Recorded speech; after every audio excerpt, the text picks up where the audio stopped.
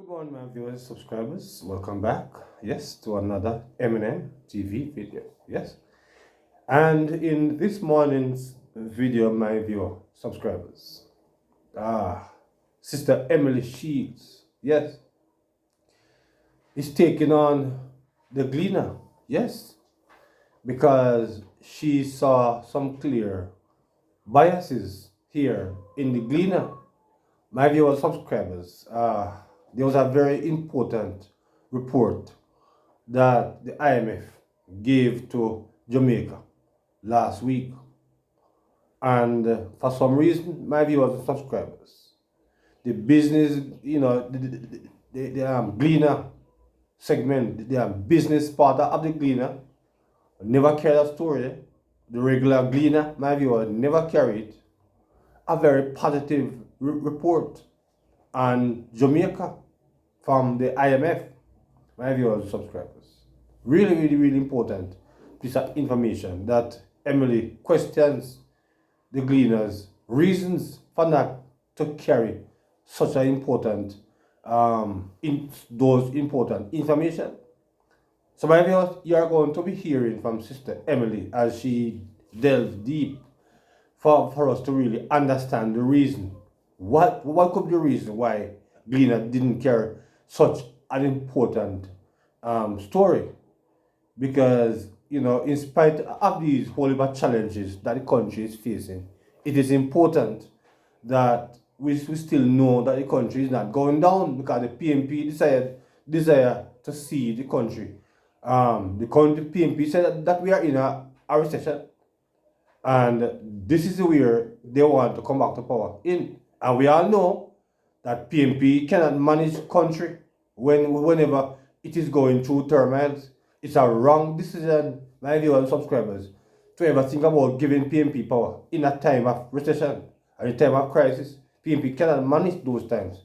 It's a fact, my viewers and subscribers, that whenever the world is going through problems, the GLP always the one that does the rescue mission. Yes?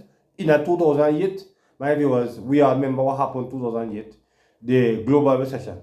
Yes? And it was GLP with Bruce Golding, my viewers. And the 2020, we know what happens there. Here comes again the JLP with Andrew Holness. Yes?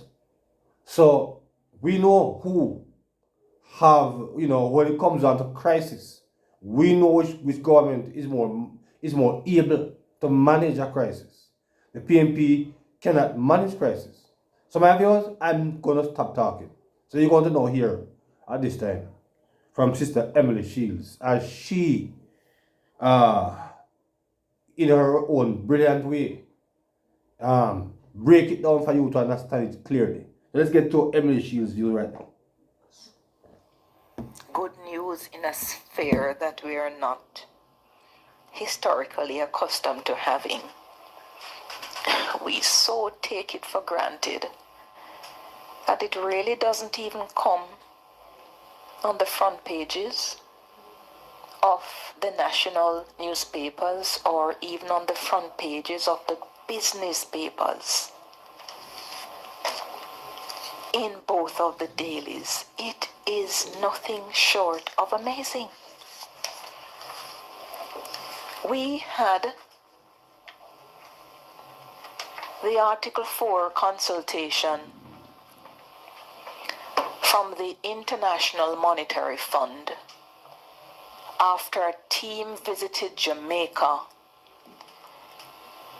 the end of April up to Wednesday, the 7th of April, and they issued their Article 4 consultation, their statement, with such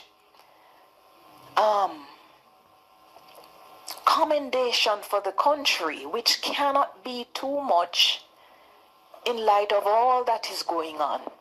But it is not just a blanket commendation, it is a sort of a warning as to some of the things that are coming and the constant monitoring that is necessary.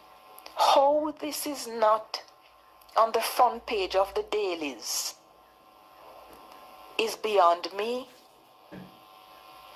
But anyway, since this is front page, over the last decade, Jamaica has successfully reduced its public debt. And even the reduction 10 years on, even if it is not accompanied by anything else, and it's hard for it not to be accompanied by anything else, it is something so fundamental for us to celebrate that the absence of celebration is shocking. Because we've lived through a period where we haven't been able to maintain roads. We still are not there. But we're maintaining a 1 or 2% now, or those that are not being maintained. There's a $40 billion sum coming from all that we have done over the last 10 years or so to be able to have enough to farm out $40 billion to build roads that have been broken down. And I do not think that what has happened is properly appreciated, or that it is being recited with the degree of precision that is necessary for us to understand, so we do not return to it. So the IMF continues, and I suppose somebody will say it is Nigel Clark who has written this because he's now deputy at IMF. The problem they're going to have with it is that long before Nigel Clark was there, we were getting the very positive reports from the IMF, and not only IMF, the World Bank, Fitch, Standard and Poor's, Moody's have been giving us very positive reports, and indeed we have been seeing the crucial inroads that are being made. So we reduce the public debt, firmly anchored inflation and inflation expectations, and strengthened our external position. It has built an enviable track record of investing in institutions and prioritizing macroeconomic stability. And this is very crucial, because at a time when we were digging in with macroeconomic stability, there were voices that were asking for particular spend. And Nigel Clark, for all he did, said, hold strain. Let us keep these things in range, let us keep them in target, and we'll begin to reap the dividends. We are now just beginning to reap a 1 and 2 cent of the dividends, and if we continue to hold, when we start reap 5 and 10 cent out of the dividends, it's big things. But they continue. Jamaica has met recent global shocks and natural disasters in a manner that is agile, prudent, and supportive of growth. GDP declined in 2024-2025, and remember the whole discussion, some people gloating as to whether we were in a recession or not. Yes. Yeah? Important academic arguments seem to be creeping or desiring to take center stage. GDP declined due to Hurricane Beryl and Tropical Storm Raphael, which damaged agriculture and infrastructure and undermined tourism. Exactly. Nonetheless, says the IMF, economic activity is projected to normalize as these effects wane. Yes. I make a comment on this because part of the issue that Jamaica will continue to have is that based on our location, we will be susceptible yearly to possible shocks from hurricanes. And it is the case that we have built in no catastrophe risk bonds and so forth. Yes. But even the mere fact that we have to draw down on something and we have to rebuild that means that there has to be a breakdown of something for rebuilding to take place. Correct. So we really can't stop the disasters when they come anymore. Exactly. But the question is, how available are funds to us based on seeds we've planted for the recovery? And the recovery comes in what period of time in comparison to previous years when we are sitting down as mendicants, waiting on people to dole out crumbs from their table for us. We're not there anymore. But IMF says economic activity is projected to normalize as the effects of those hurricanes, those effects wane. Unemployment has fallen to all-time low levels of 3.7% in January. The fact that unemployment has fallen, my comment now, it doesn't mean that we don't continue to have people who are being paid extremely low wages. I had a caller yesterday, a lady who wished to be called Miss Clarendon, and her discussion with me centered around what is now the highest minimum wage that we've had because of big jumps in the minimum wage over the last number of years. But even so, where the cost of living is now, and especially if you don't have an able partner, or even if you have an able partner who is earning equally minimum wage, it becomes an extremely difficult survival task. So what is the solution to that? We all have to upskill, and in upskilling we improve productivity. When we improve productivity and all of the underlying structural issues are changed because of what is going on, then it must of necessity lead to greater earning capacity, and not only greater earning capacity but actual higher earning. I heard the opposition leader lamenting yesterday. It was such an uncanny moment, because in the face of the IMF story and all the glowing reports, his lament was the low growth that we've had and the low wage per capita. Something that the former Minister of Finance, Dr. Nigel Clark, spoke about at length in his budget presentations, and which I brought to the people of this country through this program. And it is important to understand why is it that our per capita wage is now about US $7,000 in comparison to the Caribbean counterparts, which happen to be about 20,000 US. It has been that way because whereas they continued on the productivity trajectory, moving up and up, and they had good macroeconomic management over decades, they didn't amass the debt burden that we amass, such that we had to go back to the IMF because we were near 150% of debt to GDP. And because of that, we were in a perpetual wage freeze.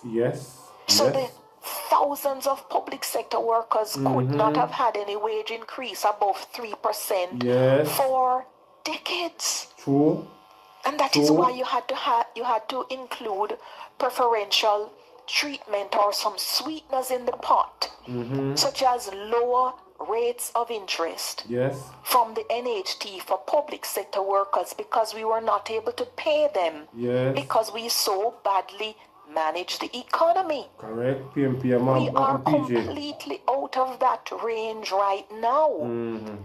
And the reason we are now at US $7,000 wage per capita, that is per person on average, it doesn't mean that each person earns that.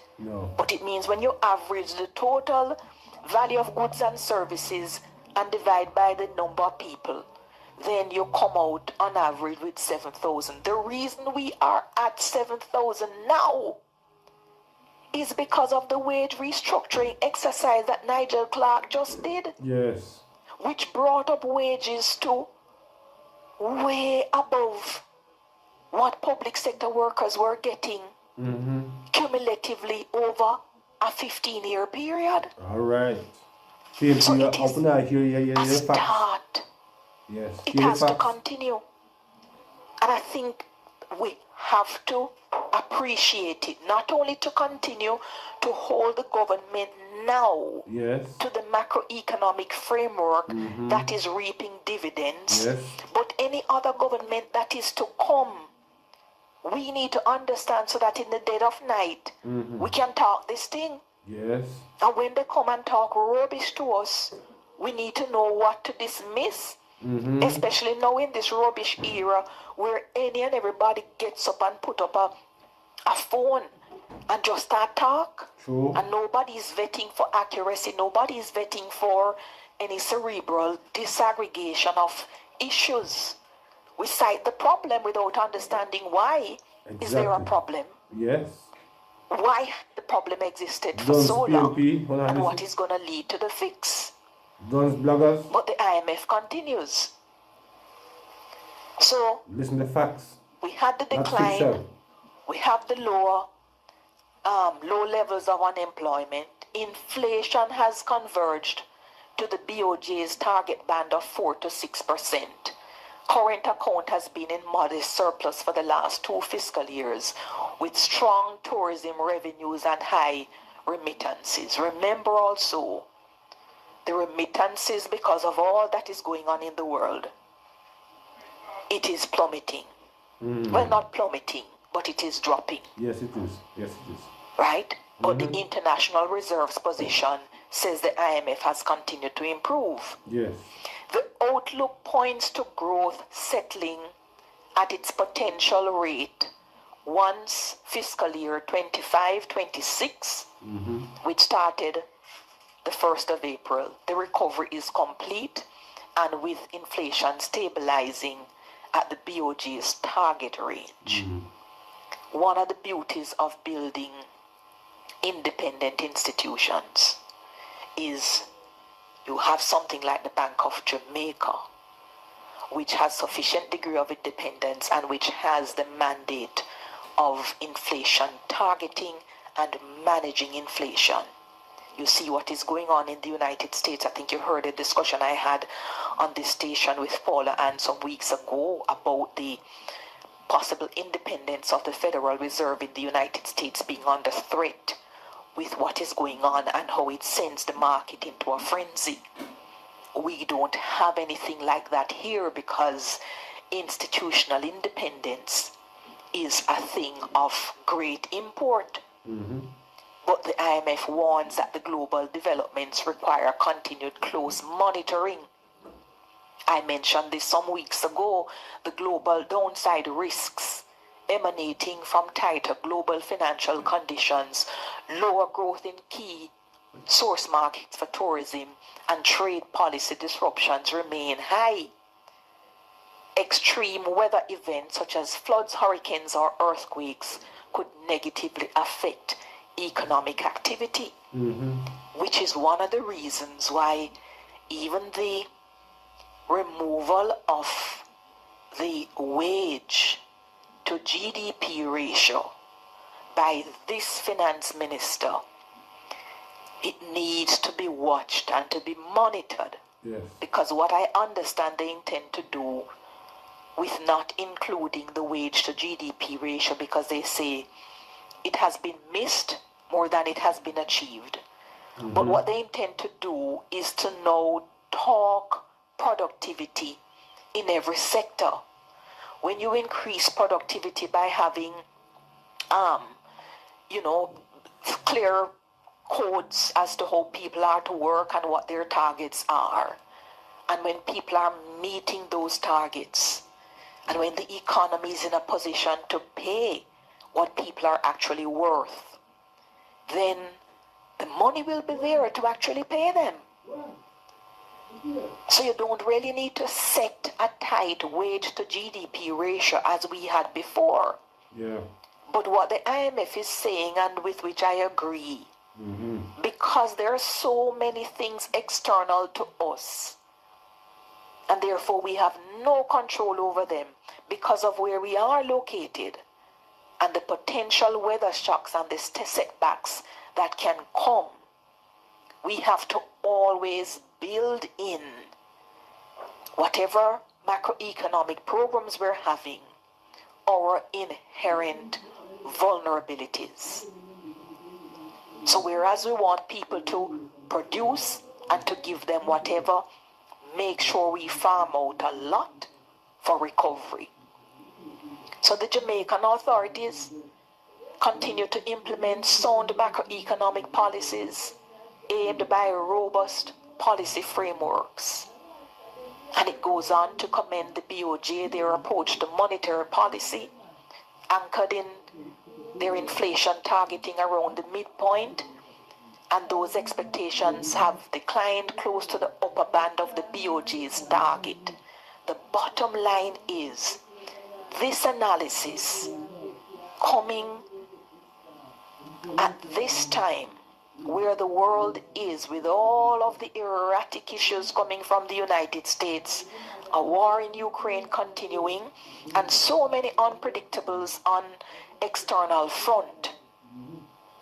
We are doing the best we can in controlling the things we can.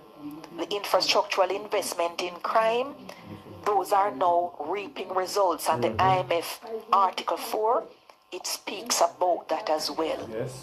If we stay the course on macroeconomic platform and be sensible, then we can only reap more dividends. This is not something that we do not talk about.